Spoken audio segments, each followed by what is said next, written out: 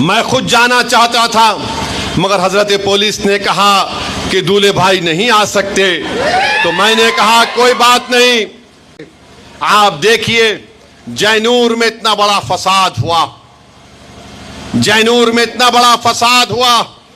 جب فساد ہو رہا تھا تو مجھے فون آیا وہاں سے کہ اسد صاحب ایک بہت بڑا ماب آیا ہے اور دکانوں پر مسجدوں پر حملہ کر رہا ہے۔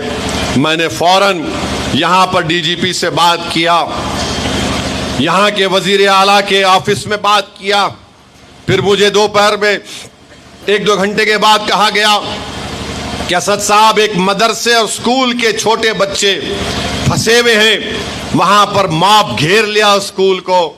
میں اندازہ نہیں کر سکتے کتنی فکر میں پریشانی میں آ گیا۔ خیر اللہ کا کرم ہوا، وہاں کے پولیس والوں کو یہاں ڈی جی پی کو بولا تو پولیس کی گاڑیوں میں ان معصوم بچوں کو لے جا کر ان کے ماں باپ کے گھروں تک پہنچایا گیا۔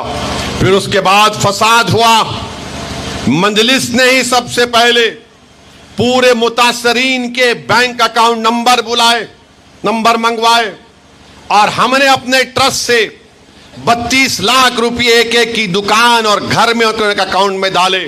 جس کے گاڑی کا نقصان ہوا، جس کی موٹر سائیکل کا نقصان ہوا، نقصان تو کم سے کم 16 سے 20 کروڑ کا ہوا، 16 سے 20 کروڑ کا نقصان ہوا۔ مگر مجلس جو کر سکتی تھی مجلس نے کیا۔ اگر کوئی صاحب استطاعت ہے تو ضرور ان جینور کے ان متاثرین کی مدد کریں۔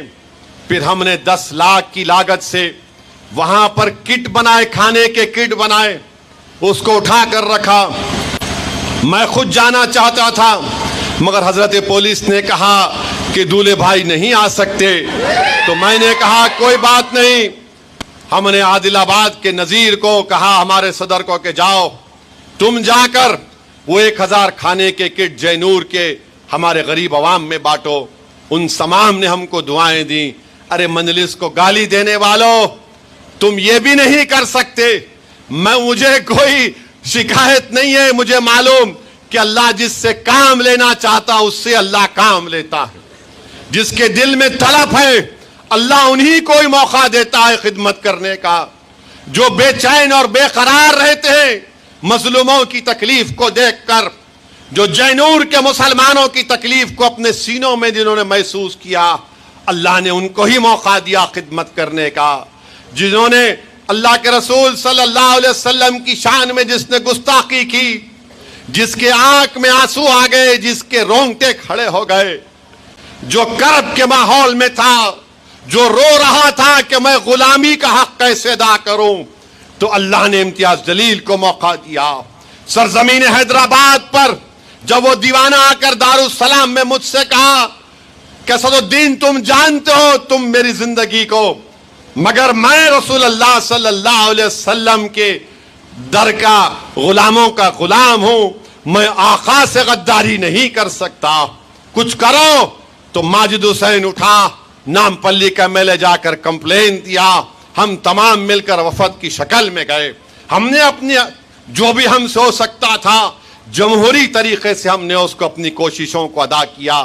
میرے عزیز دوستوں اور بزرگوں، آج آپ دیکھ رہے ہیں کہ ہم کو اور آپ کو دبانے کے لیے، ہمارے وجود کو مٹانے کے لیے، ہمارے مسجدوں کو چھیننے کے لیے، ہمارے قبرستانوں کو ختم کرنے کے لیے، درگاہوں کو مسمار کرنے کے لیے، خانقاہوں کو ویران کرنے کے لیے مودی کی سرکار نے ایک وقف کا بل لایا۔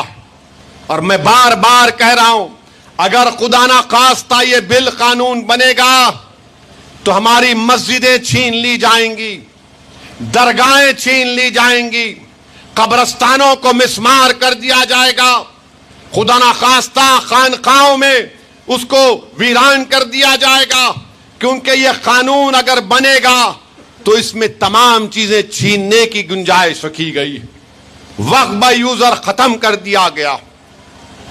اگر اس مسجد کے بارے میں میں پوچھوں، مولانا یہاں پر ہے مسجد